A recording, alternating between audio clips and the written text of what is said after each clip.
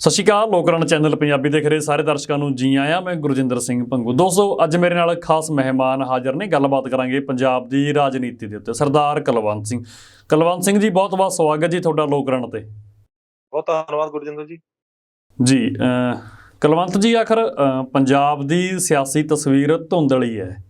ਨਤੀਜੇ 10 ਮਾਰਚ ਨੂੰ ਆ ਜਾਣਗੇ, ਤਸਵੀਰ ਸਾਫ਼ ਹੋ ਜਾਊਗੀ। ਪਰ ਜੋ ਤਸਵੀਰ ਸਿਆਸਤਦਾਨਾਂ ਵੱਲੋਂ ਬਣਾਈ ਗਈ, ਜਿਨ੍ਹਾਂ ਮੁੱਦਿਆਂ ਦੇ ਉੱਤੇ ਬਣਾਈ ਗਈ, ਉਹ ਮੁੱਦੇ ਕਿਤੇ ਸੁਲਝਦੇ ਹੋਏ ਦਿਖਾਈ ਨਹੀਂ ਦਿੰਦੇ ਹੈਗੇ। ਇਲੈਕਸ਼ਨ ਤਾਂ ਭਾਵੇਂ ਲੰਘ ਗਈ, ਪਰ ਪੰਜਾਬ ਦੇ ਸੰਜੀਦਾ ਪੱਤਰਕਾਰ ਲਗਾਤਾਰ ਉਹ ਗੱਲ ਕਰ ਰਹੇ ਨੇ ਕਿ ਪੰਜਾਬ ਦੇ ਜਿਨ੍ਹਾਂ ਨੇ ਬੇੜੀ ਬੱਟੇ ਪਾਏ, ਇਹਨਾਂ ਚੋਣਾਂ ਦੇ ਦੌਰਾਨ ਕਾਫੀ ਮੁੱਦੇ ਭਾਰੂ ਰਹੇ। ਭਾਵੇਂ ਮੁੱਦਿਆਂ ਦੀ ਸਿਆਸਤ ਘੱਟ, ਚਿਹਰਿਆਂ ਦੀ ਸਿਆਸਤ ਜ਼ਿਆਦਾ ਖੇਡੀ ਗਈ, ਪਰ ਫਿਰ ਵੀ ਅਣਗੌਲੇ ਕੀਤੇ ਗਏ ਮੁੱਦੇ ਲਗਾਤਾਰ ਸਾਹਮਣੇ ਆਉਂਦੇ ਨੇ। ਭਾਵੇਂ ਤਾਂ ਰੇਤ mafia, land mafia, sand mafia, cable mafia, transport mafia, real estate mafia, ਤਮਾਮ ਤਰ੍ਹਾਂ ਦੇ ਮਾਫੀਏ ਨੇ।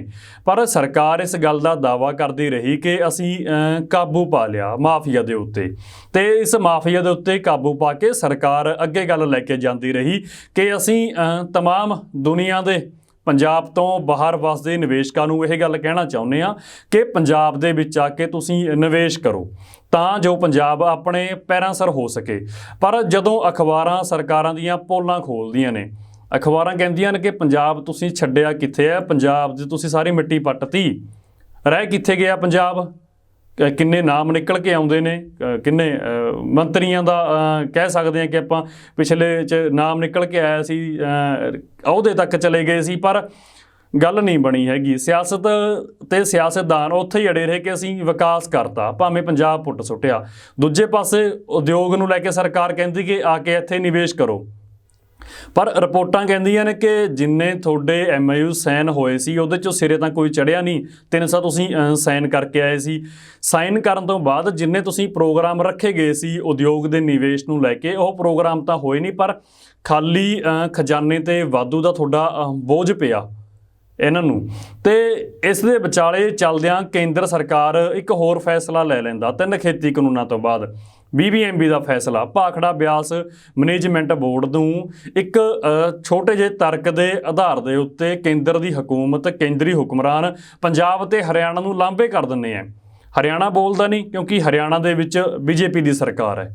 ਪੰਜਾਬ 'ਚ ਲਗਾਤਾਰ ਧਰਨੇ ਮੁਜ਼ਾਹਰੇ ਹੁੰਦੇ ਆ, ਕਿਸਾਨ ਆਗੂਆਂ ਵੱਲੋਂ ਪ੍ਰੋਗਰਾਮ ਰੱਖੇ ਜਾਂਦੇ ਆ, ਸਿਆਸਤ ਆਪਣੀ ਬਿਆਨਬਾਜ਼ੀ ਕਰਦੀ ਹੈ। ਜਿਹਦੇ 3 ਗੱਲਾਂ ਲੈ ਕੇ ਅੱਗੇ ਵਧਾਂਗੇ ਦਰਸ਼ਕੋ ਕੁਲਵੰਤ ਜੀ ਨਾਲ। ਪਰ ਕੁਲਵੰਤ ਜੀ, ਚੋਣਾਂ ਤੋਂ ਪਹਿਲਾਂ ਤੁਹਾਡੀ ਕੀ ਸਮਝ ਕਹਿੰਦੀ ਹੈ, ਪੰਜਾਬ ਦੀ ਰਾਜਨੀਤਿਕ ਕੀ ਸਥਿਤੀ ਰਹੂਗੀ? ਦੇਖੋ ਗੁਰਜਿੰਦਰ ਜੀ, ਇਸ ਵੇਲੇ ਹਾਲਾਤ ਭੰਬਲ ਭੂਸੇ ਵਾਲੇ ਨੇ। ਜਦੋਂ ਤੱਕ ਚੋਣਾਂ ਦੇ ਨਤੀਜੇ ਸਾਹਮਣੇ ਨਹੀਂ ਆਉਂਦੇ, ਉਦੋਂ ਤੱਕ ਕੁਛ ਵੀ ਜਿਹੜਾ ਕਿਹਾ ਜਾਣਾ ਜਿਹੜਾ ਉਹ ਗਲਤ ਹੋਵੇਗਾ। ਲੇਕਿਨ ਜਿਸ ਤਰ੍ਹਾਂ ਬੀਬੀ ਰਜਿੰਦਰ ਕੌਰ ਭੱਠਲ ਹੋਣਾ ਦਾ ਜੇਕਰ ਬਿਆਨ ਆਪਾਂ ਨੂੰ ਉਸਦੀ ਘੋਖ ਕਰੀਏ, ਤੇ ਬੀਬੀ ਰਜਿੰਦਰ ਕੌਰ ਭੱਠਲ ਹੋਣਾ ਦਾ ਇਹ ਬਿਆਨ ਕਿ ਜੇਕਰ ਕਾਂਗਰਸ ਪੂਰੀ ਬਹੁਮਤ 'ਚ ਨਹੀਂ ਆਉਂਦੀ ਤਾਂ ਸ਼੍ਰੋਮਣੀ ਅਕਾਲੀ ਦਲ ਤੇ ਭਾਰਤੀ ਜਨਤਾ ਪਾਰਟੀ ਤੇ ਇਹਦੇ ਨਾਲ ਦੇ ਜਿਹੜੇ ਪਾਰਟੀਆਂ ਨੇ, ਉਹਨਾਂ ਨੂੰ ਸੱਤਾ ਤੋਂ ਦੂਰ ਰੱਖਣ ਲਈ ਅਸੀਂ ਆਮ ਆਦਮੀ ਪਾਰਟੀ ਨਾਲ ਵੀ ਸਮਝੌਤਾ ਕਰਨ ਤੇ ਵਿਚਾਰ ਕਰ ਸਕਦੇ ਹਾਂ। ਤੇ ਇਹਦਾ ਮਤਲਬ ਇਹ ਹੈ ਕਿ ਕਾਂਗਰਸ ਪਾਰਟੀ ਆਪਣੇ ਆਪ ਦੇ ਵਿੱਚ ਇੱਕ ਮੰਨ ਚੁੱਕੀ ਹੈ ਕਿ ਆਮ ਆਦਮੀ ਪਾਰਟੀ ਜਿਹੜੀ ਆ ਉਹ ਸਿੰਗਲ ਲਾਰਜੈਸਟ ਪਾਰਟੀ ਜਿਹੜੀ ਆ ਉਹ ਬਣ ਕੇ ਸਾਹਮਣੇ ਆਵੇਗੀ।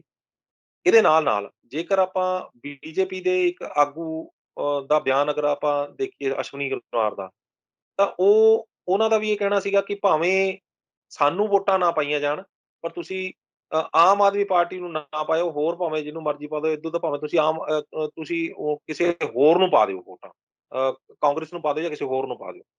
ਤੋ ਕਹਿਣ ਤੋਂ ਭਾਵ ਇਹ ਆ ਵੀ ਆਮ ਆਦਮੀ ਪਾਰਟੀ ਜਿਹੜੀ ਆ ਦੋਨਾਂ ਦੇ ਕੇਂਦਰ ਦੇ ਵਿੱਚ ਆਈ ਹੋਈ ਆ। ਜਿਹੜੀਆਂ ਮੇਨ ਪਾਰਟੀਆਂ ਨੇ ਉਹਨਾਂ ਦੇ ਕੇਂਦਰ ਦੇ ਵਿੱਚ ਆਈ ਆ। ਉਹਨਾਂ ਨੂੰ ਇੱਕ ਰਿਪੋਰਟ ਮਿਲ ਚੁੱਕੀ ਹੈ ਕਿ ਆਮ ਆਦਮੀ ਪਾਰਟੀ ਜਿਹੜੀ ਆ ਉਹ ਸਿੰਗਲ ਲਾਰਜੈਸਟ ਪਾਰਟੀ ਦੇ ਰੂਪ ਦੇ ਵਿੱਚ ਉੱਭਰ ਕੇ ਸਾਹਮਣੇ ਆਵੇਗੀ। ਹੁਣ ਕਹਾਣੀ ਆ ਗਈ ਕਿ ਸਿੰਗਲ ਲਾਰਜੈਸਟ ਪਾਰਟੀ ਦੇ ਰੂਪ ਦੇ ਵਿੱਚ ਉੱਭਰ ਕੇ ਸਾਹਮਣੇ ਵੀ ਆ ਜਾਵੇ ਕਿ ਤਾਂ ਵੀ ਸਰਕਾਰ ਬਣ ਸਕਦੀ ਹੈ। ਸਵਾਲ ਇੱਥੇ ਪੈਦਾ ਹੁੰਦਾ, ਲੋਕਾਂ ਨੇ ਜਿਸ ਨੂੰ ਫਤਵਾ ਦਿੱਤਾ ਹੋਵੇਗਾ, ਜਿਹੜੀ ਪਾਰਟੀ ਨੂੰ ਫਤਵਾ ਦਿੱਤਾ ਹੋਏਗਾ, ਉਸ ਪਾਰਟੀ ਨੂੰ ਮੰਨਿਆ ਜਾਂਦਾ ਕਿ ਇਹ ਸਿੰਗਲ ਲਾਰਜੈਸਟ ਪਾਰਟੀ ਹੋਏਗੀ। ਉਹਨੂੰ ਲੋਕਾਂ ਨੇ ਫਤਵਾ ਦਿੱਤਾ ਹੈ। ਪਰ ਪਿਛਲਾ ਇਤਿਹਾਸ ਜੇਕਰ ਚੱਕ ਕੇ ਵੇਖੀਏ ਤਾਂ ਉਹਦੇ ਵਿੱਚ ਇਹ ਸਪਸ਼ਟ ਰੂਪ ਦੇ ਵਿੱਚ ਸਾਹਮਣੇ ਆਉਂਦਾ ਕਿ ਬਹੁਤ ਵਾਰੀ ਅਜਿਹਾ ਹੁੰਦਾ ਕਿ ਸਿੰਗਲ ਲਾਰਜੈਸਟ ਪਾਰਟੀ ਹੋਣ ਦੇ ਬਾਵਜੂਦ ਜਿਹੜੀਆਂ ਛੋਟੀਆਂ ਪਾਰਟੀਆਂ ਜਿਨ੍ਹਾਂ ਦੇ ਵਿਰੁੱਧ ਲੋਕਾਂ ਨੇ ਵੋਟਾਂ ਪਾਈਆਂ ਹੁੰਦੀਆਂ ਨੇ, ਉਹ ਆਪਸ ਵਿੱਚ ਇਕੱਠੀਆਂ ਹੋ ਜਾਂਦੀਆਂ ਨੇ ਤੇ ਸੱਤਾ ਤੋਂ ਲਾਂਭੇ ਉਸ ਪਾਰਟੀ ਨੂੰ ਕਰ ਦਿੱਤਾ ਜਾਂਦਾ ਹੈ, ਜਿਸ ਦੇ ਹੱਕ ਵਿੱਚ ਲੋਕ ਫਤਵਾ ਆਇਆ ਹੁੰਦਾ। ਤਾਂ ਅਜਿਹਾ ਹੋਣ ਦੀ ਸੰਭਾਵਨਾ ਆਉਣ ਵਾਲੇ ਸਮੇਂ ਦੇ ਵਿੱਚ ਵੇਖੀ ਜਾ ਸਕਦੀ ਹੈ, ਕਿਉਂਕਿ ਜਿਸ ਤਰੀਕੇ ਨਾਲ ਬਹੁਜਨ ਸਮਾਜ ਪਾਰਟੀ, ਸ਼੍ਰੋਮਣੀ ਅਕਾਲੀ ਦਲ ਤੇ ਭਾਰਤੀ ਜਨਤਾ ਪਾਰਟੀ ਤੇ ਅਕਾਲੀ ਦਲ ਸੰਯੁਕਤ ਜਾਂ ਛੋਟੀਆਂ-ਮੋਟੀਆਂ ਜਿਹੜੀਆਂ ਹੋਰ ਪਾਰਟੀਆਂ ਨੇ, ਜਿਹੜੀਆਂ ਇਹ ਆਪਸ ਦੇ ਵਿੱਚ ਅਲਾਇੰਸ ਕਰਕੇ ਅੱਗੇ ਆਉਣਾ ਚਾਹੁੰਦੀਆਂ ਨੇ, ਤੇ ਇਹ ਪਾਰਟੀਆਂ ਜਿਹੜੀਆਂ ਨੇ ਆਉਣ ਵਾਲੇ ਸਮੇਂ ਦੇ ਵਿੱਚ, ਜਿਸ ਤਰ੍ਹਾਂ ਬਿਕਰਮ ਸਿੰਘ ਮਜੀਠੀਆ ਹੋਣਾ ਦਾ ਵੀ ਬਿਆਨ ਆਇਆ ਵੀ ਅਸੀਂ ਭਾਰਤੀ ਜਨਤਾ ਪਾਰਟੀ ਦੇ ਨਾਲ ਜਿਹੜਾ ਉਹ ਸਮਝੌਤਾ ਕਰ ਸਕਦੇ ਹਾਂ। ਪਰ ਇੱਥੇ ਆ ਕੇ ਮੈਨੂੰ ਤੁਹਾਡੇ ਵਾਲੀ ਗੱਲ ਉਹ ਫੇਰ ਯਾਦ ਆਉਂਦੀ ਹੈ ਕਿ ਜਿਹੜੀ ਤੁਸੀਂ ਕਹਿ ਰਹੇ ਹੋ ਕਿ ਬੀਬੀਐਮਬੀ ਵਾਲਾ ਜਿਹੜਾ ਉਹ ਮੁੱਦਾ ਇਹਨਾਂ ਨੇ ਫੇਰ ਚੁੱਕ ਲਿਆ। ਆਪਣਾ ਭਾਰਤੀ ਜਨਤਾ ਪਾਰਟੀ ਦੀ ਕੇਂਦਰ ਸਰਕਾਰ ਨੇ ਬੀਬੀਐਮਬੀ ਦਾ ਮੁੱਦੇ ਜਿਹੜੇ ਉੱਤੇ ਉਹਦੇ ਵਿੱਚ ਉਹਨਾਂ ਨੇ ਉਹਨਾਂ ਤੋਂ ਇਹ ਪੰਜਾਬ ਤੋਂ ਤੇ ਹਰਿਆਣੇ ਤੋਂ ਇਹਨਾਂ ਜਿਹੜੇ ਹੱਕ ਖੋਹ ਲਏ ਨੇ। ਹੁਣ ਹੱਕ ਖੋਹੇ ਜਾਣ ਨੂੰ ਲੈ ਕੇ ਹੀ ਸ਼੍ਰੋਮਣੀ ਅਕਾਲੀ ਦਲ ਨੇ ਇਹਨਾਂ ਦੇ ਕੋਲੋਂ ਪਾਸਾ ਵੱਟਿਆ ਸੀ। ਜੇ ਅਗਰ ਯਾਦ ਹੋਵੇ ਤਾਂ ਕਿਸਾਨਾਂ ਦੇ ਹੱਕ ਖੋਹੇ ਜਾਣ ਦੀ ਜਦੋਂ ਗੱਲ ਆਈ ਸੀ ਤਾਂ ਸ਼੍ਰੋਮਣੀ ਅਕਾਲੀ ਦਲ ਇਹਨਾਂ ਤੋਂ ਲਾਂਭੇ ਹੋ ਗਈ ਸੀ। ਭਾਰਤੀ ਜਨਤਾ ਪਾਰਟੀ ਤੋਂ ਕੇਂਦਰ ਸਰਕਾਰ ਨਾਲੋਂ ਆਪਣਾ ਨਾਤਾ ਤੋੜ ਲਿਆ ਸੀ, ਗੱਠਜੋੜ ਤੋੜ ਲਿਆ ਸੀ ਤੇ ਅੱਜ ਇਹ ਇੱਕ ਪਾਸੇ ਹੋ ਗਏ ਸੀਗੇ। ਪਰ ਹੁਣ ਚੋਣਾਂ ਵੇਲੇ ਜਦੋਂ ਦੇਖਿਆ ਵੀ ਸੱਤਾ ਦੇ ਵਿੱਚ ਅਸੀਂ ਨਹੀਂ ਆ ਸਕਦੇ ਜਾਂ ਟੁੱਟ ਕੇ ਇੱਕ ਪਾਸੇ ਹੋ ਗਏ ਹਾਂ, ਤਾਂ ਇਹਨਾਂ ਦਾ ਬਿਆਨ ਆਉਂਦਾ ਹੈ ਕਿ ਅਸੀਂ ਭਾਰਤੀ ਜਨਤਾ ਪਾਰਟੀ ਨਾਲ ਮਿਲ ਕੇ ਵੀ ਸਰਕਾਰ ਬਣਾਉਣ ਦੀ ਸੋਚ ਸਕਦੇ ਹਾਂ। ਪਰ ਇਸ ਦੌਰਾਨ ਨਾਲ ਦੀ ਨਾਲ ਬੀਬੀਐਮਬੀ ਦਾ ਮੁੱਦਾ ਉੱਠ ਜਾਂਦਾ ਤੇ ਉਹਦੇ ਵਿੱਚੋਂ ਫਿਰ ਹੱਕ ਖੋਏ ਜਾਣ ਦੀ ਗੱਲ ਸਾਹਮਣੇ ਆਉਂਦੀ ਹੈ। ਹੁਣ ਵੇਖਣਾ ਇਹ ਹੈ ਕਿ ਕੀ ਹੁਣ ਦੇ ਹੱਕ ਖੋਏ ਜਾਣ ਦੇ ਬਾਵਜੂਦ ਵੀ ਕੀ ਸ਼੍ਰੋਮਣੀ ਅਕਾਲੀ ਦਲ ਭਾਰਤੀ ਜਨਤਾ ਪਾਰਟੀ ਨਾਲ ਰਲ ਕੇ ਸਰਕਾਰ ਬਣਾਉਣ ਦੀ ਗੱਲ ਕਰੇਗਾ ਜਾਂ ਫਿਰ ਰਾਜਨੀਤੀ ਦੇ ਪੈਂਤਰੇ ਕੁਝ ਹੋਰ ਹੋਣਗੇ। ਦੂਜੇ ਪਾਸੇ ਜੇਕਰ ਆਪਾਂ ਕਿਸਾਨਾਂ ਦੀ ਗੱਲ ਕਰੀਏ ਤਾਂ ਕਿਸਾਨਾਂ ਨੂੰ ਲੋਕਾਂ ਦੀ ਸਪੋਰਟ ਇਸ ਕਰਕੇ ਮਿਲੀ ਸੀ ਕਿ ਇਹਨਾਂ ਨੇ ਲੋਕ ਮੁੱਦੇ ਚੱਕੇ ਸੀ, ਕਿਸਾਨਾਂ ਦੇ ਹੱਕ ਵਿੱਚ ਗੱਲ ਆਵਾਜ਼ ਆਈ ਸੀ। ਲੇਕਿਨ ਜਦੋਂ ਚੋਣਾਂ ਨੇੜੇ ਆਈਆਂ ਤਾਂ ਚੋਣਾਂ ਦੇ ਵਿੱਚ ਕਿਸਾਨ ਲੀਡਰਾਂ ਨੇ ਚੋਣਾਂ ਲੜਨ ਦਾ ਵੀ ਐਲਾਨ ਕੀਤਾ ਸੀ, ਤਾਂ ਫਿਰ ਕਿਤੇ ਨਾ ਕਿਤੇ ਉਹਨਾਂ ਦੇ ਉੱਤੇ ਵੀ ਰਾਜਨੀਤੀ ਕੀਤੇ ਜਾਣ ਦੇ ਦੋਸ਼ ਲੱਗਣੇ ਸ਼ੁਰੂ ਹੋ ਗਏ ਕਿ ਇਹ ਨਿਰੋਲ ਕਿਸਾਨ ਜਥੇਬੰਦੀਆਂ ਨਹੀਂ ਰਹੀਆਂ, ਹੁਣ ਇੱਕ ਰਾਜਨੀਤਿਕ ਪਾਰਟੀਆਂ ਬਣ ਕੇ ਰਹਿ ਗਈਆਂ ਨੇ। ਤੇ ਜਦੋਂ ਰਾਜਨੀਤਿਕ ਪਾਰਟੀਆਂ ਬਣ ਕੇ ਰਹਿ ਜਾਂਦੀਆਂ ਨੇ ਤਾਂ ਫਿਰ ਉਹਨਾਂ ਨੂੰ ਲੋਕੀ ਰਾਜਨੇਤਾਵਾਂ ਵਾਂਗੂ ਵੇਖਣਾ ਸ਼ੁਰੂ ਕਰ ਦਿੰਦੇ ਨੇ, ਸਿਆਸਤਦਾਨਾਂ ਵਾਂਗੂ ਵੇਖਣਾ ਸ਼ੁਰੂ ਕਰ ਦਿੰਦੇ ਨੇ। ਤਾਂ ਹੁਣ ਨਾ ਤਾਂ ਕਿਸਾਨਾਂ ਦੇ ਹੱਕ ਦੇ ਵਿੱਚ ਖੁੱਲ ਕੇ ਲੋਕੀ ਸਾਹਮਣੇ ਆ ਰਹੇ ਨੇ, ਨਾ ਹੀ ਸ਼੍ਰੋਮਣੀ ਅਕਾਲੀ ਦਲ ਦੇ ਹੱਕ ਦੇ ਵਿੱਚ ਕੁਝ ਨਜ਼ਰ ਆ ਰਿਹਾ, ਨਾ ਕੇਂਦਰ ਸਰਕਾਰ ਦੇ ਵੱਲ ਜਾਣ ਦੀ ਕੋਈ ਗੱਲ ਕਰ ਰਿਹਾ।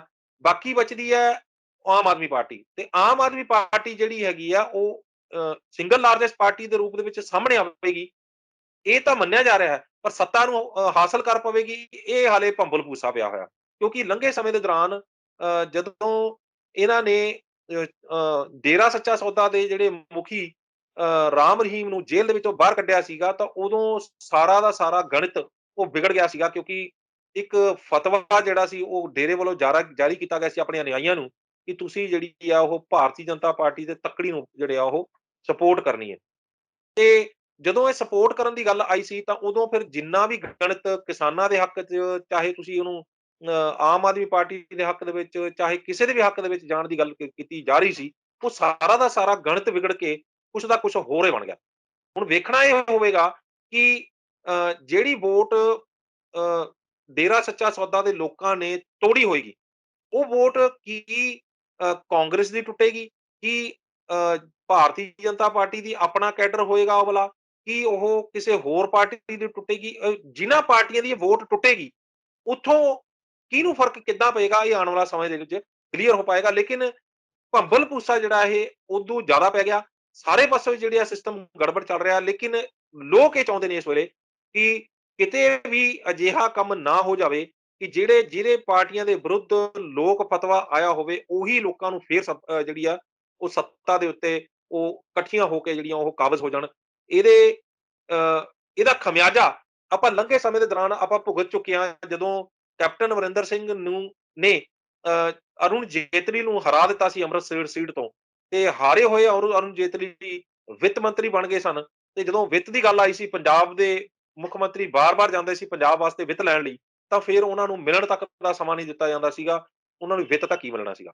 ਤਾਂ ਇਹ ਚੀਜ਼ਾਂ ਜਿਹੜੀਆਂ ਨੇ ਬੜੀਆਂ ਸੋਚਣ ਸਮਝਣ ਵਾਲੀਆਂ ਹੋਣਗੀਆਂ।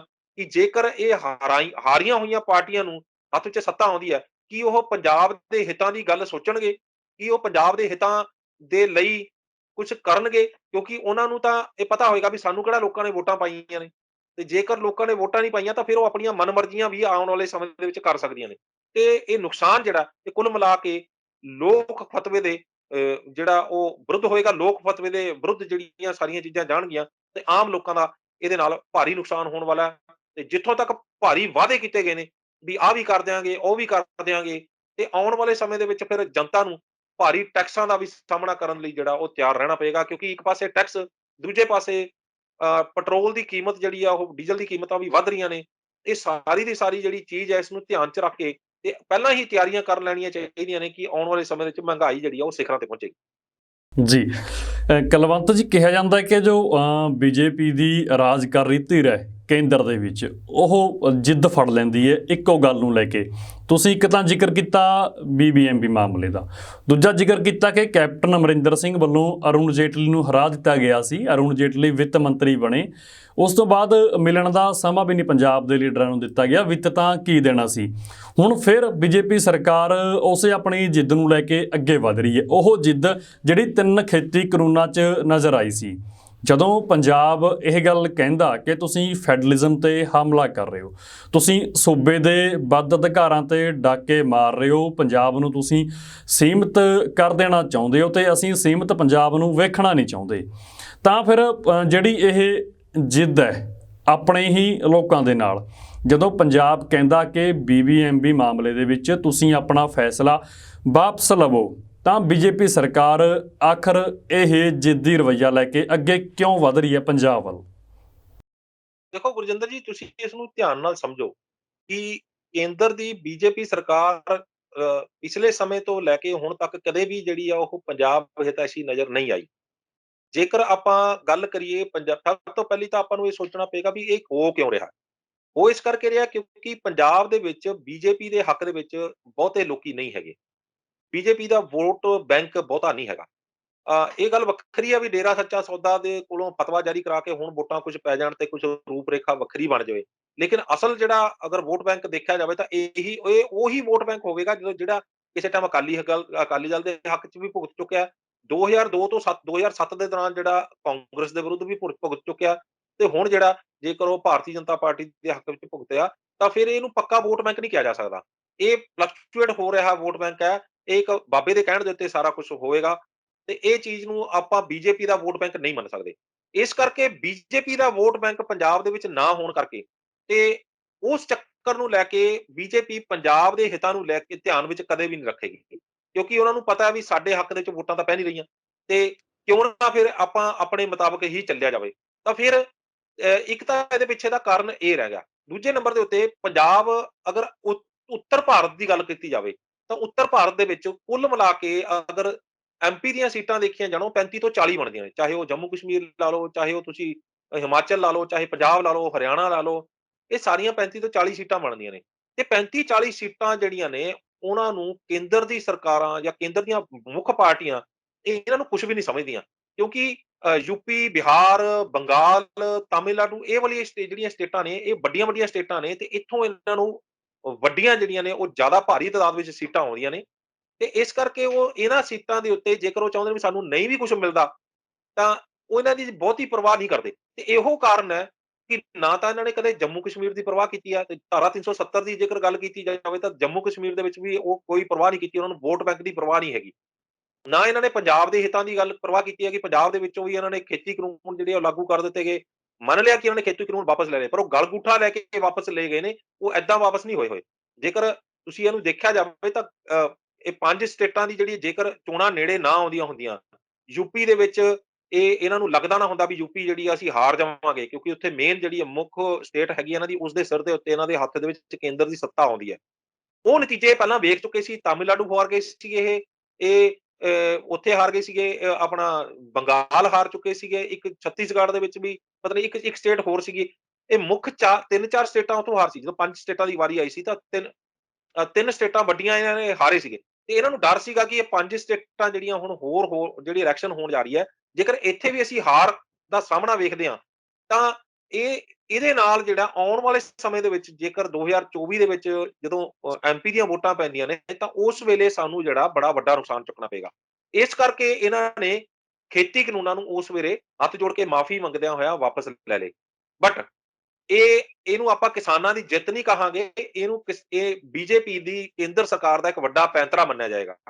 ਕਿਉਂਕਿ ਉਸ ਵੇਲੇ ਵੋਟਾਂ ਜੇਕਰ ਬੀਜੇਪੀ ਦੇ ਅਗੇਂਸਟ ਪੈਂਦੀਆਂ ਤਾਂ ਫਿਰ ਉਹ ਸਟੇਟਾਂ ਹਾਰਦੀ। ਸਟੇਟਾਂ ਹਾਰਨ ਦਾ ਮਤਲਬ ਇਹ ਸੀਗਾ ਕਿ ਬੀਜੇਪੀ ਦਾ ਉੱਥੋਂ ਆਉਣ ਵਾਲੇ ਸਮੇਂ ਦੇ ਵਿੱਚ ਜਿਹੜਾ ਰਾਹ ਸੀਗਾ 2024 ਦਾ ਪ੍ਰਧਾਨ ਮੰਤਰੀ ਦੀ ਕੁਰਸੀ ਦਾ, ਉਹ ਜਿਹੜਾ ਸੀਗਾ ਉਹ ਬੜਾ ਔਖਾ ਹੁੰਦਾ ਸੀਗਾ। ਉਹ ਉਸ ਰਾਹ ਦੇ ਵਿੱਚ ਕੰਡੇ ਵਿੱਚ ਜਾਂਦੇ ਸੀ ਤੇ ਇਹ ਚੱਕਰ ਨੂੰ ਲੈ ਕੇ ਉਹਨਾਂ ਨੇ ਕੁਝ ਚਿਰ ਲਈ ਜਿਹੜਾ ਉਹ ਖੇਤੀ ਕਾਨੂੰਨ ਤਾਂ ਵਾਪਸ ਲੈ ਲਏ। ਲੇਕਿਨ ਜਿਉਂ ਹੀ ਵੋਟਾਂ ਜਿਹੜੀਆਂ ਨੇ ਉਹ ਖਤਮ ਹੋਈਆਂ, ਜੋ ਇਲੈਕਸ਼ਨਾਂ ਖਤਮ ਹੋਈਆਂ ਔਰ ਨਤੀਜੇ ਸਾਹਮਣੇ ਆਉਣ ਦਾ ਵੇਲਾ ਨਜ਼ਰ ਆ ਰਿਹਾ, ਤਾਂ ਤੁਸੀਂ ਦੇਖੋ ਵੀ ਇੱਕ ਹੋਰ ਫੈਸਲਾ ਜਿਹੜਾ ਪੰਜਾਬ ਦੇ ਵਿਰੁੱਧ ਆ ਗਿਆ ਤੇ ਉਹ ਬੀਬੀਐਮਬੀ ਦਾ ਲਾ ਲਓ ਤੁਸੀਂ, ਉਹ ਚੱਲ ਰਿਹਾ। ਸੋ ਕੁੱਲ ਮਿਲਾ ਕੇ ਜਿਹੜਾ ਜੇਕਰ ਆਪਾਂ ਇਹ ਦੇਖਿਆ ਵੀ ਇਹ ਕਿਤੇ ਵੀ ਇਹ ਖੇਤੀ ਕਾਨੂੰਨ ਜਿਹੜੇ ਵਾਪਸ ਹੋ ਗਏ, ਉਹਨੂੰ ਕੋ ਆਪਾਂ ਦੇਖੀਏ ਵੀ ਕਿਸਾਨਾਂ ਦੀ ਕੋਈ ਬਹੁਤ ਵੱਡੀ ਜਿੱਤ ਵਾਲਾ ਸਿਸਟਮ ਨਹੀਂ ਹੈਗਾ। ਇਹਨਾਂ ਨੇ ਇੱਕ ਜਿਹੜਾ ਮੌਕੇ ਦਾ ਪੈਂਤਰਾ ਖੇਡਿਆ ਸੀਗਾ, ਉਹ ਮੌਕੇ ਦਾ ਪੈਂਤਰਾ ਜਿਹੜਾ ਉਹ ਉਹਨਾਂ ਨੇ ਕਰ ਲਿਆ। ਦੁਬਾਰਾ ਇਹਨਾਂ ਨੇ ਇੱਕ ਹੋਰ ਮੁੱਦਾ ਛੇੜ ਲਿਆ। ਜੀ ਸੋ ਬਿਲਕੁਲ। ਆਪਾਂ ਜੇ ਪੰਜਾਬ ਦੇ ਜਿਹੜੇ ਲੋਕਾਂ ਨੂੰ ਇਸ ਮਾਮਲੇ ਦੇ ਵਿੱਚ ਸੁਚੇਤ ਹੋਣਾ ਪੈਣਾ ਤਾਂ ਕਿ ਆਪਾਂ ਨੂੰ ਆਪਣੇ ਹੱਕਾਂ ਲਈ ਬਹੁਤ ਕੁਝ ਕਰਨਾ ਪੈਣਾ। ਲੇਕਿਨ ਜੇਕਰ ਆਪਾਂ ਸਿਆਸਤਦਾਨਾਂ ਦੀ ਗੱਲ ਕਰੀਏ ਤਾਂ ਸਿਆਸਤਦਾਨ ਵੀ ਬਹੁਤੇ ਜਿਹੜੇ ਪੰਜਾਬ ਦੇ ਹਿਤੈਸ਼ੀ ਨਜ਼ਰ ਨਹੀਂ ਆਉਂਦੇ। ਕਿਉਂਕਿ ਪੰਜਾਬ ਦੇ ਸਿਆਸਤਦਾਨਾਂ ਦੀ ਆਪਾਂ ਗੱਲ ਕਰ ਲਈਏ ਤਾਂ ਬਹੁਤੇ ਪੰਜਾਬ ਦੇ ਹਿਤੈਸ਼ੀ ਨਜ਼ਰ ਨਹੀਂ ਆਉਂਦੇ। ਕਹਾਣੀ ਹੁਣ ਬਹੁਤੇ ਸਾਰੇ ਲੋਕੀ, ਮੈਨੂੰ ਕੁਲਵੰਤ ਲੱਗਦਾ ਜੀ ਦਰਸ਼ਕ ਜੀ ਇਸ ਇਸ ਬਿਆਨ ਤੋਂ ਨਾਰਾਜ਼ ਵੀ ਹੋਣਗੇ, ਮੇਰੇ ਇਸ ਗੱਲ ਤੋਂ ਨਾਰਾਜ਼ ਵੀ ਹੋਣਗੇ, ਪਰ ਆਪਾਂ ਇਹਦੇ ਥੋੜੇ ਪਿਛੋਕੜ 'ਚ ਚਲੇ ਜਾਈਏ ਤਾਂ ਆਪਾਂ ਅੰਗਰੇਜ਼ਾਂ ਨੂੰ ਇਸ ਕਰਕੇ ਭੰਡਦੇ ਹਾਂ ਕਿ ਇਹਨਾਂ ਨੇ ਭਾਰਤ ਦੇ 2 ਟੁਕੜੇ ਕਰ ਦਿੱਤੇ, ਪੰਜਾਬ ਨੂੰ 3 ਹਿੱਸਿਆਂ 'ਚ ਵੰਡ ਦਿੱਤਾ, ਪੰਜਾਬ ਨੂੰ 2 ਹਿੱਸਿਆਂ 'ਚ ਵੰਡ ਦਿੱਤਾ, ਲਹਿੰਦਾ ਪੰਜਾਬ ਤੇ ਚੜ੍ਹਦਾ ਪੰਜਾਬ। ਪਰ ਆਪਾਂ ਆਪਣੇ ਸਿਆਸਤਦਾਨਾਂ ਨੂੰ ਕਿਉਂ ਨਹੀਂ ਕੋਸਦੇ, ਜਿਨ੍ਹਾਂ ਨੇ ਆਪਣੇ ਹੀ ਲੋਕਾਂ ਨੇ ਪੰਜਾਬ ਨੂੰ 3 ਹਿੱਸਿਆਂ 'ਚ ਵੰਡ ਦਿੱਤਾ। ਮਾਸਟਰ ਤਾਰਾ ਸਿੰਘ ਦੇ ਵੇਲੇ ਦੇ ਜਿਹੜਾ ਇਹ ਅੰਦੋਲਨ ਸ਼ੁਰੂ ਹੋਇਆ ਸੀਗਾ, ਉਸ ਵੇਲੇ ਉਹਦੇ ਪਿੱਛੇ ਦਾ ਮੁੱਖ ਕਾਰਨ ਕੀ ਸੀਗਾ? ਕਿਉਂਕਿ ਮੁੱਖ ਕਾਰਨ ਇਹ ਸੀਗਾ ਕਿ ਪੰਜਾਬ ਦੇ ਜਿਹੜੇ ਲੋਕ ਹੋਣਗੇ, ਪੰਜਾਬੀ ਬੋਲਦੇ ਲੋਕ ਹੋਣਗੇ, ਜਿਹੜੀ ਵੋਟ ਬੈਂਕ ਹੋਏਗਾ, ਉਹ ਇੱਕ ਹੋਏਗਾ ਤੇ ਉਹਦੇ ਨਾਲ ਸੱਤਾ ਦੀ ਕੁਰਸੀ ਦੇ ਵਿੱਚ ਕੁਰਸੀ ਹਾਸਲ ਕਰਨ ਦਾ ਜਿਹੜਾ ਉਹ ਹੋਏਗਾ, ਰਾਹ ਹੋਏਗਾ, ਉਹ ਪੱਧਰਾ ਹੋਏਗਾ। ਤੇ ਉਸ ਚੱਕਰ ਨੂੰ ਲੈ ਕੇ ਜਿਹੜੇ ਅੰਦੋਲਨ ਚੱਲੇ, ਉਹਨੇ ਜਿਹੜਾ ਉਹ ਪੰਜਾਬ ਨੂੰ ਇੱਕ ਟੁਕੜੀ ਬਣਾ ਕੇ ਰੱਖ ਦਿੱਤਾ ਤੇ ਉਹਦੇ 3 ਹਿੱਸੇ ਹੋ ਗਏ। ਤੇ ਆਪਾਂ ਤਾਂ ਅੰਗਰੇਜ਼ਾਂ ਨੂੰ ਭੰਡ ਰਹੇ ਸੀਗੇ ਕਿ ਆਪਣੇ ਸਿਆਸਤਦਾਨ ਬਹੁਤ ਵਧੀਆ ਨੇ। ਆਪਣੇ ਸਿਆਸਤਦਾਨਾਂ ਦਾ ਵੀ ਉਹੋ ਕੁਝ ਹਾਲਾਤ ਨੇ ਜਿਹੜੇ ਕਿ ਪੰਜਾਬ ਦੇ ਹਿਤੈਸ਼ੀ ਨਜ਼ਰ ਨਹੀਂ ਆਉਂਦੇ ਇਹ। ਇਹਨਾਂ ਨੂੰ ਆਪਣੇ ਹਿੱਤਾਂ ਦੀ ਹੈ ਕਿ ਸਾਡਾ ਕੁਰਸੀ ਦਾ ਰਾਹ ਜਿਹੜਾ ਉਹ ਪੱਧਰਾ ਕਿਵੇਂ ਹੋ ਸਕਦਾ ਹੈ, ਅਸੀਂ ਕੁਰਸੀ ਤੇ ਕਿਵੇਂ ਪਹੁੰਚ ਸਕਦੇ ਹੈਗੇ। ਤੋ ਆਪਾਂ ਲੋਕਾਂ ਨੂੰ ਤਕੜੇ ਹੋਣਾ ਪੈਣਾ, ਲੋਕਾਂ ਨੂੰ ਇਸ ਗੱਲ ਦੀ ਸਮਝ ਲਿਆਉਣੀ ਪੈਣੀ ਹੈ। ਆਪਾਂ ਨੂੰ ਇਹ ਸੋਚਣਾ ਪੈਣਾ ਕਿ ਕਿਹੜੀਆਂ ਪਾਰਟੀਆਂ, ਕਿਹੜੇ ਲੋਕ ਸਾਡੇ ਹਿਤੈਸ਼ੀ ਨੇ, ਕੀ ਸਾਨੂੰ ਮੁੱਦੇ ਨੇ, ਅਸਲ ਮੁੱਦਿਆਂ ਦੇ ਉੱਤੇ ਅਸੀਂ ਪਹੁੰਚ ਕੇ ਕਿਸ ਤਰੀਕੇ ਦੇ ਨਾਲ ਜਿਹੜਾ ਅਸੀਂ ਪੰਜਾਬ ਦਾ ਭਲਾ ਕਰ ਸਕਦੇ ਹਾਂ। ਜੀ ਬਿਲਕੁਲ। ਕੁਲਵੰਤ ਜੀ, ਮੈਂ ਅਗਲੀ ਖਬਰ ਵੱਲ ਵਧਦਾ ਸੰਖੇਪ ਦੇ ਵਿੱਚ, ਕਿਉਂਕਿ ਸਮਾਂ ਆਪਣਾ ਨਜ਼ਦੀਕ ਹੋ ਗਿਆ। 2 ਖਬਰਾਂ ਅਖਬਾਰ ਦੇ ਵਿੱਚ ਛਪਦੀਆਂ ਨੇ ਨੇੜੇ ਇੱਕ 'ਚ ਤਾਂ ਗੱਲ ਨਿਕਲ ਕੇ ਆਉਂਦੀ ਹੈ ਕਿ ਪੰਜਾਬ ਦੀ ਤਾਂ ਮਿੱਟੀ ਪੱਟ ਸੁੱਟੀ, ਪਹਾੜ ਪੱਧਰੇ ਕਰਤੇ, ਛੱਡਿਆ ਕੁਛ ਨਹੀਂ ਪੰਜਾਬ ਦੇ ਵਿੱਚ, ਮਾਈਨਿੰਗ ਦੀ ਗੱਲ ਲਗਾਤਾਰ ਚੱਲਦੀ ਹੈ। ਦੂਜੀ ਗੱਲ, ਸਰਕਾਰਾਂ ਵੱਲੋਂ ਪ੍ਰੋਗਰਾਮ ਉਲੀਕੇ ਗਏ ਨਿਵੇਸ਼ ਨੂੰ ਲੈ ਕੇ, ਕਹਿੰਦੇ 5 ਸਾਲਾਂ ਦੇ ਵਿੱਚ ਜਿੰਨੇ ਪ੍ਰੋਗਰਾਮ ਉਲੀਕੇ ਗਏ ਸੀ ਤਕਰੀਬਨ 300, ਉਹਦੇ ਚੋਂ ਸਿਰੇ ਤਾਂ 15-17 ਚੜ੍ਹੇ ਤੇ ਵਾਧੂ ਬੋਝ ਪੈ ਗਿਆ ਖਜ਼ਾਨੇ ਦੇ ਉੱਤੇ। ਆਖਰ ਸਰਕਾਰਾਂ, ਸਿਆਸਤਦਾਨ, ਹੁਕਮਰਾਨ ਸੁਹਿਰਦ ਕਿਉਂ ਨਹੀਂ? ਇੱਥੇ ਫੇਰ ਉੱਥੇ ਆਊਗੀ ਕਿ ਇੱਥੇ ਸਰਕਾਰਾਂ, ਸਿਆਸਤਦਾਨ ਜਿਹੜੇ ਨੇ ਉਹ ਸੁਹਿਰਦ ਇਸ ਕਰਕੇ ਨਹੀਂ ਹੈਗੇ ਕਿਉਂਕਿ ਸਾਡੇ ਲੋਕਾਂ ਨੂੰ ਅਸਲ ਮੁੱਦਿਆਂ ਤੋਂ ਭਟਕਾ ਦਿੱਤਾ ਜਾਂਦਾ। ਤੁਸੀਂ ਸ਼ੁਰੂ ਵਿੱਚ ਗੱਲ ਕੀਤੀ ਸੀ, ਅਸਲ ਮੁੱਦਿਆਂ ਦੀ ਗੱਲ ਜਿਹੜੀ ਆ ਉਹ ਨਹੀਂ ਕੀਤੀ ਗਈ, ਉਹਦੇ ਵਿੱਚ ਕਿਤੇ ਹੋਰ ਦਾ ਹੋਰ ਹੀ ਬਣ ਕੇ ਰਹਿ ਗਿਆ। ਇਲੈਕਸ਼ਨਾਂ ਨੇੜੇ ਆਈਆਂ ਤਾਂ ਨਵਜੋਤ ਸਿੰਘ ਸਿੱਧੂ ਵਰਸਿਸ ਚੰਨੀ ਹੋ ਗਿਆ, ਜਦ ਕਿ ਹੋਣਾ ਇਹ ਚਾਹੀਦਾ ਸੀਗਾ ਕਿ ਅਸਲ ਮੁੱਦੇ ਜਿਹੜੇ ਸੀਗੇ ਉਹਨਾਂ ਦਾ ਕੀ ਬਣਿਆ, ਜਿਹੜੇ ਵਾਅਦੇ ਕਾਂਗਰਸ ਸਰਕਾਰ ਨੇ ਕੀਤੇ ਗਏ ਸੀ ਉਹਨਾਂ ਦਾ ਕੀ ਬਣਿਆ। ਲੋਕਾਂ ਨੂੰ ਐਸਾ ਭੰਬਲ ਭੂਸੇ 'ਚ, ਯਾਨੀ ਆਪਾਂ ਪੰਜਾਬੀ 'ਚ ਜੇਕਰ ਠੇਠ ਪੰਜਾਬੀ 'ਚ ਕਹੀਏ ਤਾਂ ਐਸੇ ਗਧੀ-ਗੇੜ 'ਚ ਪਾਇਆ ਗਿਆ ਕਿ ਉਹਨਾਂ ਦੇ ਧਿਆਨ ਹੀ ਭਟਕ ਗਏ ਕਿ ਸਾਡੇ ਨਾਲ ਕਾਂਗਰਸ ਪਾਰਟੀ ਨੇ ਫੋਨ ਦੇਣ ਦਾ ਵੀ ਵਾਅਦਾ ਕੀਤਾ ਸੀਗਾ। ਸਾਨੂੰ ਜਿਹੜਾ ਸੀਗਾ ਉਹਨਾਂ ਨੇ ਕਿਸਾਨਾਂ ਦੇ ਕਰਜ਼ੇ ਮਾਫ਼ ਕਰਨ ਦੀ ਵੀ ਗੱਲ ਕੀਤੀ ਸੀ। ਸਾਨੂੰ ਬਹੁਤ ਸਾਰੇ ਜਿਹੜੇ ਅਜਿਹੇ ਵਾਅਦੇ ਕੀਤੇ ਸੀ, ਜੇਕਰ ਉਹ ਪੂਰੇ ਕੀਤੇ ਜਾਂਦੇ ਤਾਂ ਉਹ ਵਾਅਦੇ ਜਿਹੜੇ ਸੀਗੇ ਉਹ ਅੱਜ ਪੰਜਾਬ ਦੀ ਉਹ ਹਾਲਾਤ ਨਾ ਰਹਿੰਦੇ ਜਿਹੜੇ ਕਿ ਹਾਲਾਤ ਬਣੇ ਹੋਏ ਨੇ। ਪਰ ਉਹ ਮੁੱਦੇ ਭਟਕਾ ਕੇ ਤੇ ਅਸਲ ਮੁੱਦਿਆਂ ਦੀ ਜਿਹੜੀ ਆ ਉਹ ਜਗ੍ਹਾ ਨਵਜੋਤ ਸਿੰਘ ਸਿੱਧੂ ਬਨਾਮ ਚੰਨੀ ਹੋ ਗਿਆ, ਨਵਜੋਤ ਸਿੰਘ ਸਿੱਧੂ ਬਨਾਮ ਮਜੀਠੀਆ ਹੋ ਗਿਆ, ਤੇ ਆਹ ਸਾਰੀਆਂ ਚੀਜ਼ਾਂ ਜਿਹੜੀਆਂ ਵਿਚਾਲੇ ਰੁਲ ਕੇ ਰਹਿ ਗਈਆਂ। ਗੁਰੂ ਗ੍ਰੰਥ ਸਾਹਿਬ ਦੀ ਬੇਅਦਬੀ ਦੇ ਮਸਲੇ ਜਿਹੜੇ ਨੇ ਉਹ ਵਿਚਾਲੇ ਰੁਲ ਕੇ ਰਹਿ ਗਏ। ਉਹ ਅੱਜ ਵੀ ਇਨਸਾਫ ਲਈ ਭਟਕ ਰਹੇ ਨੇ। ਜਿਹੜੇ ਪਰਿਵਾਰ ਨੇ ਉਹਨਾਂ ਹਜ਼ਾਰਾਂ ਲੋਕਾਂ ਦਾ ਜਿਨ੍ਹਾਂ ਦੇ ਨਾਲ ਨਾਇਨਸਾਫੀਆਂ ਹੋਈਆਂ, ਉਹ ਵੀ ਅੱਜ ਉੱਥੇ ਹੀ ਇਨਸਾਫ ਦੀ ਉਡੀਕ ਦੇ ਵਿੱਚ ਬੈਠੇ ਨੇ। ਫਰੀਦਕੋਟ ਦੇ 2 ਭਰਾ ਜਿਨ੍ਹਾਂ ਨੂੰ ਨਜਾਇਜ਼ ਟਾਰਚਰ ਕਰਕੇ ਉਹਨਾਂ ਤੋਂ ਮਨਵਾਉਣ ਦੀ ਕੋਸ਼ਿਸ਼ ਕੀਤੀ ਗਈ ਸੀ, ਬੇਦਬੀਆਂ ਤੁਸੀਂ ਕੀਤੀਆਂ ਨੇ, ਉਹ ਅੱਜ ਵੀ ਵਿਚਾਰੇ ਆਪਣੀ ਇਨਸਾਫ ਦੀ ਰਾਹ ਦੀ ਉਡੀਕ ਕਰ ਰਹੇ ਨੇ। ਜਿਨ੍ਹਾਂ 2 ਭਰਾਵਾਂ ਨੂੰ, ਭਾਈ ਕ੍ਰਿਸ਼ਨ ਭਗਵਾਨ ਸਿੰਘ ਤੇ ਨਾਲ ਇੱਕ ਹੋਰ ਸੀਗੇ, ਇਹਨਾਂ ਭਰਾਵਾਂ ਨੂੰ ਇਹਨਾਂ ਨੂੰ ਮਾਰ ਦਿੱਤਾ ਗਿਆ, ਤੇ ਉਹਨਾਂ ਦੇ ਪਰਿਵਾਰ ਅੱਜ ਵੀ ਉਸ ਉਡੀਕ ਦੇ ਵਿੱਚ ਨੇ ਕਿ ਸਾਨੂੰ ਇਨਸਾਫ ਕਦੋਂ ਮਿਲੇਗਾ। ਪਰ ਮੋਰਚੇ ਲੱਗਦੇ ਨੇ ਬਰਗਾੜੀ ਦੇ, ਉਹਦੇ ਵਿੱਚ ਵੀ ਕਿਤੇ ਨਾ ਕਿਤੇ ਆਪਣੇ ਹਿੱਤ ਸਾਧ ਲੈਣ ਦੇ ਜਿਹੜੇ ਦੋਸ਼ ਲੱਗਦੇ ਨੇ, ਤੇ ਮੋਰਚੇ ਖਤਮ ਹੋ ਜਾਂਦੇ ਨੇ। ਜਿਹੜੇ ਲੋਕ ਮੋਰਚੇ ਖਤਮ ਕਰਵਾਉਂਦੇ ਨੇ ਉਹ ਅੱਜ ਵੀ ਜਿਹੜੇ ਨੇ ਜਿਹੜੇ ਵਾਅਦੇ ਕੀਤੇ ਹੋਏ ਨੇ ਉਹਨਾਂ ਵਾਅਦਿਆਂ ਦੇ ਵੱਲ ਕੋਈ ਧਿਆਨ ਨਹੀਂ ਦਿੰਦਾ। ਜਿਹੜੇ ਸਨਅਤਾਂ ਦੀ ਗੱਲ ਕੀਤੀ ਜਾ ਰਹੀ ਹੈ, ਸਨਅਤ ਦੀ ਤੁਸੀਂ ਗੱਲ ਕੀਤੀ ਹੈ ਵੀ ਸਨਅਤ ਜਿਹੜੇ ਉਹਨਾਂ ਵਪਾਰ ਜਿਹੜੇ ਮੇਲੇ ਲੱਗਦੇ ਨੇ, ਉਹਦੇ ਵਾਸਤੇ 7 ਕੁਝ ਕਰੋੜ ਰੁਪਈਆ ਜਿਹੜਾ ਉਹ ਸਰਕਾਰ ਆਪਣੇ ਪੱਲਿਓਂ ਖਰਚ ਦਿੰਦੀ ਹੈ, ਪਰ ਨਤੀਜੇ ਉਹਦੇ ਸਿਫਰ ਜਿਹੜੇ ਆ ਉਹ ਨਜ਼ਰ ਆਉਂਦੇ ਨੇ। 4 ਕੁਝ ਪ੍ਰਤੀਸ਼ਤ ਜਿਹੜਾ ਉਹਦੇ ਵਿੱਚੋਂ ਨਤੀਜੇ ਨਿਕਲ ਕੇ ਸਾਹਮਣੇ ਆਉਂਦੇ ਨੇ। 300 MOU ਯਾਨੀ ਮੈਮੋਰੈਂਡਮ ਆਫ ਅੰਡਰਸਟੈਂਡਿੰਗ ਜਿਹੜੇ ਨੇ ਉਹ ਸਾਈਨ ਕੀਤੇ ਜਾਂਦੇ ਨੇ, ਪਰ ਉਹਦੇ ਵਿੱਚੋਂ 17 ਜਿਹੜੇ ਨੇ ਉਹ ਸਿਰੇ ਚੜ ਪਾਉਂਦੇ ਨੇ। ਯਾਨੀ ਕੁੱਲ ਮਿਲਾ ਕੇ ਜਿਹੜਾ ਉਹ ਦੇਖਿਆ ਜਾਵੇ ਤੇ ਇੱਕ ਤੋਰਾ ਫੇਰਾ ਹੀ ਰਹਿੰਦਾ। ਜੇਕਰ ਤੋਰੇ ਫੇਰੇ ਨੂੰ ਦੇਖੀਏ ਤਾਂ ਇਹ ਤੋਰੇ ਫੇਰੇ ਨੂੰ ਲੈ ਕੇ ਆਪਣੇ ਮਨਪ੍ਰੀਤ ਬਾਦਲ ਜਿਹੜੇ ਨੇ ਉਹ ਸਵਿਟਜ਼ਰਲੈਂਡ ਵੀ ਜਾ ਜਾਂਦੇ ਨੇ, ਕੈਪਟਨ ਅਮਰਿੰਦਰ ਸਿੰਘ ਇਜ਼ਰਾਈਲ ਵੀ ਜਾ ਜਾਂਦੇ ਨੇ, ਤੇ ਇੱਥੇ ਚੰਡੀਗੜ੍ਹ ਵੀ ਮੇਲੇ ਲੱਗਦੇ ਨੇ। ਛੋਟੀਆਂ ਜਿਹੜੀਆਂ ਮੀਟਿੰਗਾਂ ਦੇ ਉੱਤੇ ਲੱਖਾਂ ਕਰੋੜਾਂ ਰੁਪਏ ਖਰਚ ਕਰ ਦਿੱਤੇ ਜਾਂਦੇ ਨੇ। ਜਦੋਂ ਹਿਸਾਬ ਮੰਗਿਆ ਜਾਂਦਾ ਤਾਂ ਉਹ ਕਹਿੰਦੇ ਨੇ ਵੀ ਇਹਦਾ ਹਿਸਾਬ ਨਹੀਂ ਦਿੱਤਾ ਜਾ ਸਕਦਾ। ਤਾਂ ਕੁੱਲ ਮਿਲਾ ਕੇ ਜਿਹੜਾ ਲੋਕਾਂ ਨੂੰ ਮੂਰਖ ਬਣਾਏ ਜਾਣ ਦਾ ਜਿਹੜਾ ਦੌਰ ਹੈ ਉਹ ਚੱਲ ਰਿਹਾ, ਲੇਕਿਨ ਲੋਕ ਮੂਰਖ ਬਣ ਰਹੇ ਨੇ ਇਸ ਕਰਕੇ ਬਣਾ ਰਿਹਾ। ਗੁਰਜਿੰਦਰ ਸਿੰਘ ਜੀ, ਕੋਈ ਵੀ ਕਿਸੇ ਨੂੰ ਮੂਰਖ ਨਹੀਂ ਬਣਾ ਸਕਦਾ ਜਦੋਂ ਤੱਕ ਕੋਈ ਮੂਰਖ ਬਣਨ ਦੇ ਲਈ ਉਸ ਨੂੰ ਚੂਜ਼ ਨਹੀਂ ਕਰ ਲਿੱਤਾ ਜਾਂਦਾ ਵੀ ਇਹ ਵਾਕਈ ਹੀ ਮੂਰਖ ਬਣ ਸਕਦਾ। ਇਹ ਆਪਣੇ ਪੰਜਾਬ ਦੇ ਲੋਕ 72-73 ਸਾਲਾਂ ਤੋਂ ਮੂਰਖ ਬਣਦੇ ਆਏ ਨੇ, ਮੂਰਖ ਬਣਦੇ ਰਹਿਣਗੇ ਜਦੋਂ ਤੱਕ ਉਹ ਇਸ ਗੱਲ ਵੱਲ ਨਹੀਂ ਸਮਝਣਗੇ। ਦਿੱਲੀ ਦੇ ਲੋਕ ਜਾਗਰੂਕ ਹੋਏ, ਮੂਰਖ ਬਣਾਉਣ ਦੀ ਕੋਸ਼ਿਸ਼ ਕਰਦੇ ਸੀਗੇ ਉਹਨਾਂ ਨੂੰ ਪਹਿਲਾਂ ਵੀ, ਲੇਕਿਨ ਉਹਨਾਂ ਨੇ ਜਿੰਨਾ ਮਰਜ਼ੀ ਬੀਜੇਪੀ ਦੀ ਸਾਰੀ ਸਰਕਾਰਾਂ ਉੱਥੇ ਲੱਗ ਗਈਆਂ, ਜਿੰਨਾ ਮਰਜ਼ੀ ਸਾਰਾ ਤੰਤਰ ਲਾ ਦਿੱਤਾ ਬੀਜੇਪੀ ਸਰਕਾਰ ਨੇ ਉੱਥੇ, ਲੇਕਿਨ ਉਹਨਾਂ ਨੇ ਕੇਜਰੀਵਾਲ ਨੂੰ ਹਰਵਾਇਆ ਨਹੀਂ, ਕਿਉਂਕਿ ਉਹਨਾਂ ਨੂੰ ਲੱਗਿਆ ਵੀ ਕੇਜਰੀਵਾਲ ਜਿਹੜੇ ਸੀਗੇ ਉੱਥੇ ਉਹ ਉਹਨਾਂ ਦਾ ਭਲਾ ਕਰ ਰਹੇ ਨੇ। ਚਾਹੇ ਇਹ ਫੈਸਲਾ ਬੀਜੇਪੀ ਸਰਕਾਰ ਦਿੱਲੀ ਦੇ ਲੋਕਾਂ ਦਾ, ਕਿਹਨੂੰ ਵੋਟਾਂ ਪਾਣੀਆਂ ਨੇ ਕਿਹਨੂੰ ਨਹੀਂ ਪਾਣੀਆਂ ਗੱਲ ਵੱਖਰੀ ਹੈਗੀ ਹੈ, ਲੇਕਿਨ ਪੂਰੇ ਦੇ ਪੂਰੇ ਸਰਕਾਰਾਂ ਜਿਹੜੀਆਂ ਜੇਕਰ ਉੱਥੇ ਲੱਗ ਜਾਣ, ਸਰਕਾਰੀ ਤੰਤਰ ਉੱਥੇ ਲੱਗ ਜਾਣ, ਉਹ ਮਸ਼ੀਨਰੀ ਉੱਥੇ ਲੱਗ ਜਾਏ, ਪੈਸਾ ਉੱਥੇ ਲੱਗ ਜਾਏ, ਤੇ ਉਹਦੇ ਬਾਵਜੂਦ ਵੀ ਜਿਹੜਾ ਉਹ ਹਰਾ ਨਾ ਸਕਣ, ਤੇ ਇਹ ਆਪਣੇ ਆਪ ਦੇ ਵਿੱਚ ਲੋਕ ਸ਼ਕਤੀ ਨਹੀਂ ਹੋਏਗੀ ਤੇ ਹੋਰ ਕੀ ਹੋਏਗਾ। ਇਹੋ ਜਿਹੀ ਸ਼ਕਤੀ ਜਿਹੜੀ ਹੈ ਉਹ ਜਗਾਉਣ ਦੀ ਲੋੜ ਹੈ ਪੰਜਾਬ ਦੇ ਲੋਕਾਂ ਦੇ ਵਿੱਚ ਵੀ, ਚਾਹੇ ਉਹ ਪਾਰਟੀ ਕਿਸੇ ਨੂੰ ਵੀ ਚੂਜ਼ ਕਰ ਲੈਣ। ਮੈਂ ਕਿਸੇ ਪਾਰਟੀਕੂਲਰ ਪਾਰਟੀ ਦੀ ਨਾਮ ਨਹੀਂ ਲੈ ਰਿਹਾ। ਲੋਕ ਹਿੱਤਾਂ ਦੀ ਜਦ ਤੱਕ ਆਪਾਂ ਆਪਣੇ ਹਿੱਤਾਂ ਨੂੰ ਨਹੀਂ ਸਮਝਦੇ ਵੀ ਸਾਡੇ ਹਿੱਤ ਕਿਹਦੇ ਵਿੱਚ ਠੀਕ ਨੇ, ਉਦੋਂ ਤੱਕ ਸਾਡੇ ਨਾਲ ਜੋ ਹੁੰਦਾ ਆਇਆ ਉਹ ਹੁੰਦਾ ਰਹੇਗਾ, ਤੇ ਉਹ ਹੋ ਕੇ ਸਾਨੂੰ ਪਹਿਲਾਂ ਵੀ ਛਿੱਤਰ ਪੈਂਦੇ ਆਏ ਨੇ, ਟੈਕਸ ਵੀ ਦੇਣਾ ਪਿਆ, ਤੇ ਅੱਜ ਵੀ ਜਿਹੜੇ ਛਿੱਤਰ ਪੈਣਗੇ ਤੇ ਟੈਕਸ ਵੀ ਸਾਨੂੰ ਦੇਣਾ ਪਵੇਗਾ। ਇਹਦੇ 'ਚ ਕੋਈ ਦੋ ਰਾਏ ਨਹੀਂ। ਜਦੋਂ ਤੱਕ ਅਸੀਂ ਕੱਚ ਦੀ ਗਲਾਸੀ ਤੇ ਚਾਂਦੀ ਦੇ ਛਿੱਤਰ ਖਾਣੋਂ ਨਹੀਂ ਹਟਦੇ, ਉਦੋਂ ਤੱਕ ਸਾਡੇ ਨਾਲ ਇਹ ਹੁੰਦਾ ਆਇਆ ਤੇ ਇਹ ਹੁੰਦਾ ਰਹੇਗਾ। ਜੀ ਬਿਲਕੁਲ ਕੁਲਵੰਤ ਜੀ, ਬਹੁਤ ਬਹੁਤ ਸ਼ੁਕਰੀਆ ਗੱਲਬਾਤ ਦੇ ਲਈ, ਤੁਹਾਡਾ ਧੰਨਵਾਦ। ਬਹੁਤ ਧੰਨਵਾਦ ਦੋਸਤੋ, ਸਾਡੇ ਨਾਲ ਜੁੜੇ ਹੋਏ ਸੀ ਕੁਲਵੰਤ ਸਿੰਘ।